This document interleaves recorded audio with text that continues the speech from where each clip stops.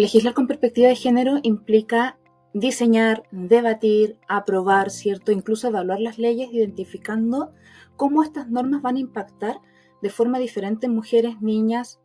adolescentes, ¿cierto? Y en las diversidades sexogenéricas, y corrigiendo, por lo tanto, aquellas desigualdades estructurales que se van viendo en la aplicación propia de las normas, ¿cierto? O previendo en la aplicación de estas futuras normas. Eh, por lo que no implica simplemente el agregarlo, ¿cierto? Y que decimos como el agregar mujeres y revolver, sino que efectivamente es hacerlo de forma consciente, porque además es parte de un mandato constitucional que hoy en día tenemos e internacional, en función de los tratados internacionales que han sido ratificados por Chile, como los dos más conocidos, que serían la CEDAW y la Belén do Pará. Y esto, en la importancia, en realidad, lo vemos desde tres ámbitos. Primero, desde lo que tiene que ver con derechos humanos, ¿cierto? Y los deberes del Estado. Como dije recién, hay una ratificación de Chile, del Estado chileno, ¿cierto?, de estos tratados internacionales, y que por lo tanto existe un compromiso y una obligación del Estado para revisar las normas, para modificar aquellas que sean necesarias, en función de poder efectivamente eliminar o modificar aquellas normas que perpetúan brechas de género, estereotipos de género. Y en la misma línea, entonces, también buscar efectivamente la eficacia en la implementación de estas normas, porque aquellas normas que son neutras, por así decirlo, van a producir resultados desiguales, porque la forma en la cual estas normas o la aplicación de estas normas afectan, en este caso con la perspectiva de género, o afectan a mujeres, afectan a niñas y a diversidades sexogenéricas, es muy distinta a la afectación que se puede generar, ¿cierto?, en hombres, en personas adultas, y que por lo tanto es importante poder tener claro esto, para que el diseño, la implementación y la evaluación posterior de la aplicación de las normas puedan ser efectivamente realizables, aplicables, y que no queden, ¿cierto?, como una norma en papel. Y respecto de esto, en realidad el Estado de Chile especialmente se queda muy atrás, en realidad, en general, con los derechos sociales, no solamente con la perspectiva de género.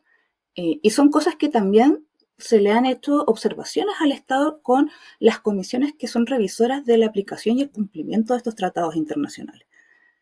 Entonces, es muy importante poder tener claro que además esta perspectiva de género, no, como decimos, no solamente es entender cómo afecta a las mujeres, sino que también entenderlo desde la interseccionalidad que existe, que la interseccionalidad dice relación con, de forma muy sencilla, dice relación con el hecho de que a todas las personas las cosas nos afectan de formas distintas, pero porque tenemos muchas características que hacen que nos afecten de forma distinta. Y dentro de esto, los factores de riesgo, por así decirlo, o cuando pertenecemos a más de un grupo que han sido históricamente excluidos, nos van a afectar más. No es lo mismo ser una mujer profesional en Santiago que ser una mujer profesional en Punta Arenas, por ejemplo, donde estoy yo, o ser, por ejemplo, una mujer que vive en sectores rurales, porque el acceso a distintos servicios incluso es muy distinto. De forma muy específica, por ejemplo, hay médicos o especializaciones médicas que en ciertas regiones y en ciertos espacios territoriales no existen, y poder acceder a ellas es distinto. Y si a eso le agregamos, por ejemplo, yo vivo en Punta Arenas y acá no existen endocrinólogos, pero si a eso yo además le agrego que, por ejemplo, que si soy madre y soy cuidadora, el poder acceder a una atención médica o un endocrinólogo es distinta, porque además tengo que coordinar quién cuida a mis hijos, mientras yo tengo que viajar, tener el dinero para poder viajar, poder conseguir esas horas de especialistas, que no siempre es tan sencillo. Y todas esas situaciones entonces efectivamente pueden ir afectando el cómo efectivamente podemos ejercer nuestros derechos que están regularizados, ¿cierto?, dentro de nuestra Constitución.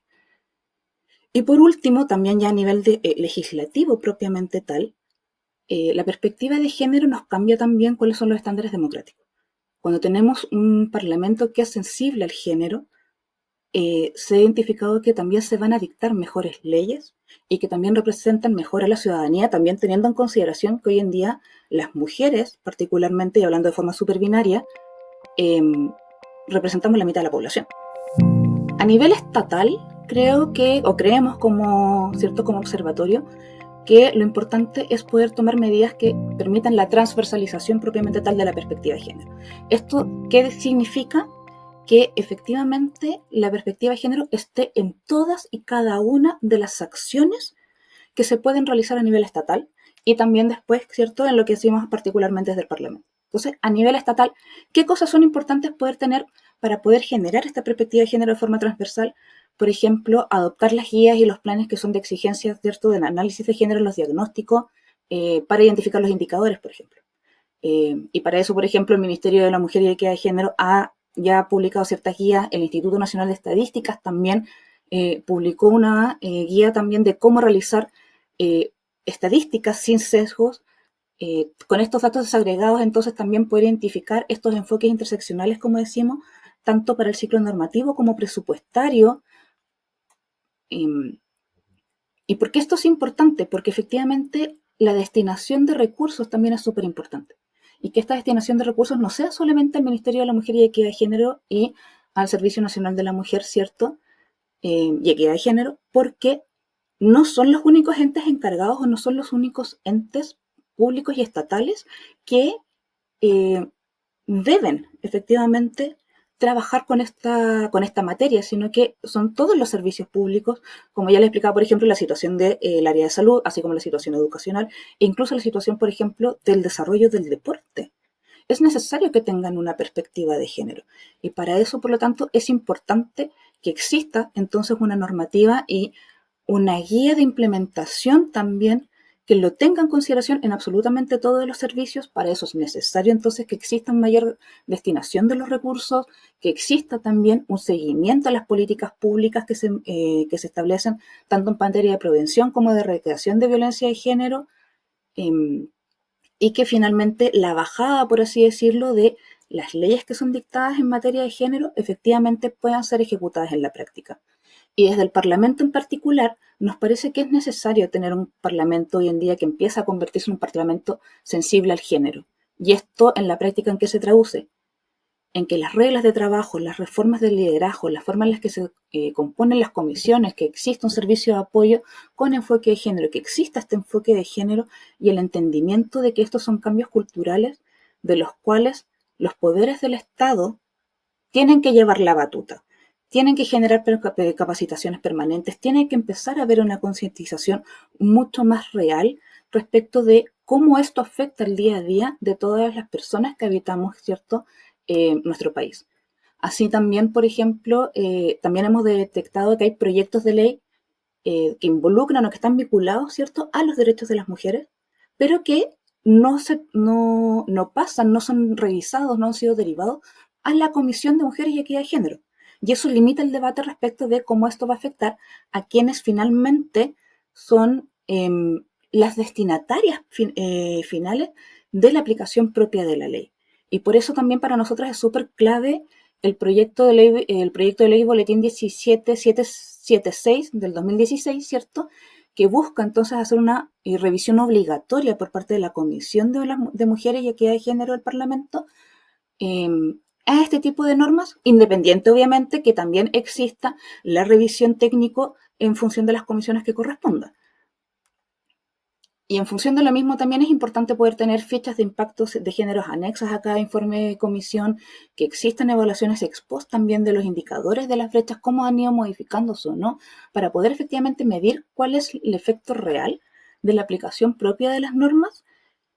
Y algo que para nosotras es muy importante también es poder asegurar efectivamente la paridad y la no discriminación en la representación política, porque sabemos que cuando las mujeres logran acceder a los cargos de poder, a los cargos de representación popular, a los cargos de tomas de decisión, empieza también a generarse un cambio cultural y también, o sea, tanto desde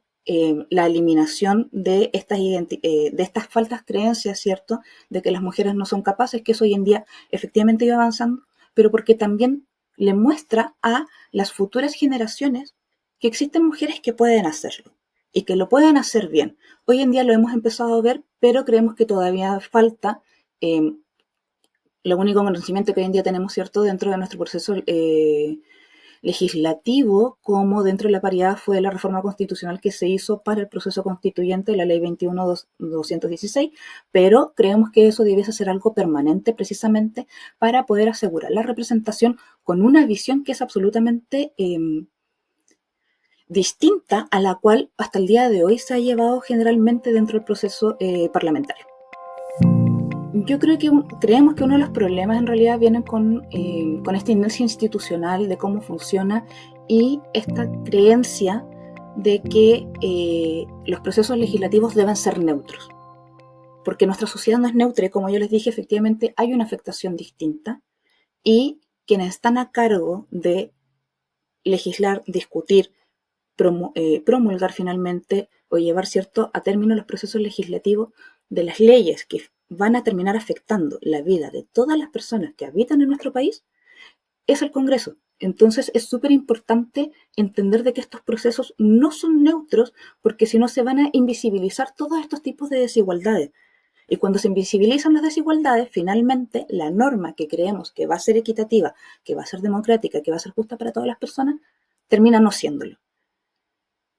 Y en función de lo mismo, una de las formas de poder ir eliminando esto es precisamente con estas desagregaciones que decíamos que son importantes para poder identificar las desagregaciones en función de género, poder con esto generar un análisis más robusto de estas situaciones. Así también lo señala el INE, por ejemplo, como ya les decía, en la forma de estadísticas sin sesgo. Es importante también, dentro de los cambios culturales, entender que existe una resistencia hoy cultural y de estereotipos de género dentro del Parlamento, así como en todos los ámbitos de la sociedad. No es una crítica propiamente tal al Congreso, pero como es parte de nuestra sociedad, existe también y es importante poder hacernos cargo, ser conscientes de aquello y buscar entonces las formas de poder minimizarlo, porque también es una de las obligaciones que tenemos como Estado, ¿cierto?, en función de los tratados internacionales ratificados por Chile, especialmente con la Convención de Belén do Pará. Y lo mismo con la fiscalización propiamente tal de las normativas y la aplicación propia de esto. O sea, estamos hablando de que, por ejemplo, una de las primeras leyes que tenemos con perspectiva de género viene siendo la ley 20.348, que es cerca del año 2009, que hace referencia, ¿cierto?, a la igualdad de remuneraciones. Igual paga por el mismo trabajo. No sé si se acuerdan de esa consigna que salió en ese minuto. Pero que hasta el día de hoy, estamos hablando de 15 años después, no ha tenido muchas sentencias porque efectivamente no existe la cantidad de acciones judiciales, o la gente desconoce que se deben realizar acciones judiciales y no hay un seguimiento realmente de qué es lo que ha pasado ahí, si es porque no ha sido necesario o realmente es por un tema de desconocimiento de la norma, una falta de aplicación o que existen brechas y barreras que no permiten efectivamente a las mujeres poder ejercer sus derechos de reclamar ante una vulneración de este tipo. La verdad es que como observatorio tenemos varias normativas identificadas, no han sido pocas. En los últimos 15 años han sido aproximadamente 13 leyes que han sido promulgadas. Faltan, por supuesto, de hecho ya mencionamos la que dice relación con lo que es la legislación propiamente tal con perspectiva de género y que se ha revisado por la Comisión de Mujeres y Equidad de Género, pero claramente hay muchas más que sí han logrado ser promulgadas, como ya les decía, ¿cierto? La ley que introduce la igualdad de remuneraciones y la modificación del Código de Trabajo. Tenemos también la ley de la despenalización de la interrupción del embarazo en estas 3 causales, o el aborto en 3 causales conocidas, ¿cierto?, que es del 2017. Luego, ya 2020, antes de la pandemia, más o menos entrar en la pandemia, se promulgó la ley Gabriela, que es aquella que amplía el delito de femicidios, que antiguamente, cuando se promulgó, cuando se modifica el Código Penal, introduciendo el delito de femicidio como un delito especial, ¿cierto?, a diferencia del parricidio, solamente consideraba las relaciones de pareja, y con la ley Gabriela, que lamentablemente, al igual que muchas leyes, se producen luego de haber ocurrido una situación que afecta y que nos chocó a todos como sociedad, se amplía la figura de femicidio a todas las situaciones que sean por móviles de odio, menosprecio o abuso por una causa de género o de identidad de género. O sea, ya no estamos hablando solamente de que era el requisito anterior, que era solamente las relaciones de parejas convivientes o matrimonio, sino que se amplía mucho más en función de un delito horrible que existió en ese minuto, que siguen ocurriendo, pero que ya nos permite generar esta figura penal especial y que por lo tanto con una pena un poco más agravada en función del reproche social mayor que se genera en función de estas cosas. Y ya en los últimos 4 años hemos tenido una cantidad de leyes que realmente muestran que esto ha sido un avance efectivamente. En el 2021 tenemos la 21369 que regula las situaciones de acoso sexual en todas las instituciones de educación superior y que le exige absolutamente a todas las instituciones de educación superior tener políticas de género, tener protocolos de prevención, investigación y sanción de situaciones de acoso sexual, violencia de género o discriminación de género. También les exige tener una fiscalía o un proceso de investigación con personas especializadas en la materia, entendiendo que son situaciones que ocurren de una forma particular, que no siempre está identificada por lo mismo y que además generan una afectación en particular. Mismo año, ¿cierto? Todos lo recordamos, hasta el día de hoy sigue siendo noticia, la creación del Registro Nacional de Deudores de Pensiones de Alimentos, que busca corregir ciertas estas desigualdades económicas que además son una vulneración a los derechos de niños, niñas y adolescentes y que de forma directa afecta principalmente a las mujeres, que son hoy en día la gran mayoría de quienes ejercen los cuidados de forma individual, ¿cierto? Hoy en día en Chile tenemos una cantidad de familias monomarentales muy grande y que son ellas efectivamente quienes más se ven afectadas por las situaciones de las deudas que existían del pago de pensión de alimentos y que hasta el día de hoy efectivamente han habido una cantidad de niños y niñas que se han visto no beneficiados, sino que han visto regularizadas las deudas que tenían sus progenitores para con ellos. La ley de matrimonio igualitario que reconoce, ¿cierto?, la igualdad de la filiación y el matrimonio sin discriminación de orientación sexual o identidad de género también es más o menos de estos años. Luego salió la ley de macro de cambio climático que incorpora, ¿cierto?, el principio de equidad y el enfoque de género a la gestión ambiental, que también es súper importante, entendiendo que el cambio climático afecta de manera diferenciada a hombres y mujeres en función también de cuáles son las actividades diarias y los espacios que habitan cada uno en el día a día. Los mecanismos efectivos para el pago de deudas de alimentos de la Ley de Responsabilidad Parental, que va ligada, ¿cierto?, al Registro Nacional de Deudores, también es un gran avance respecto de las normativas con perspectiva de género. El sistema interconectado de búsqueda de personas, también, que eso salió el año 2022, porque genera un proceso unificado de búsquedas desaparecidas y crea un sistema interconectado para los fines, y entendiendo también que quienes más desaparecidas están en nuestro país somos mujeres. Y ya las últimas, que creo que son las más conocidas, quizás también por un tema de tiempo que las vamos recordando, tenemos la ley Karin, que modifica, ¿cierto?, el Código del Trabajo y que también agrega una sanción o establece de forma mucho más específica las situaciones de acoso laboral, pero también de acoso sexual o de violencia en el trabajo. También la Ley Integral de Violencia contra todas las mujeres, que busca, que ya es una materialización mucho más potente de estas obligaciones estatales de las que estábamos hablando respecto de los tratados internacionales ratificados por Chile, porque efectivamente señala cuáles son medidas para poder prevenir, sancionar y erradicar la violencia contra todas las mujeres en razón de su género, y que garantiza, por lo tanto, dentro de la normativa propiamente tal, el derecho a una vida libre de violencia en todos los ámbitos.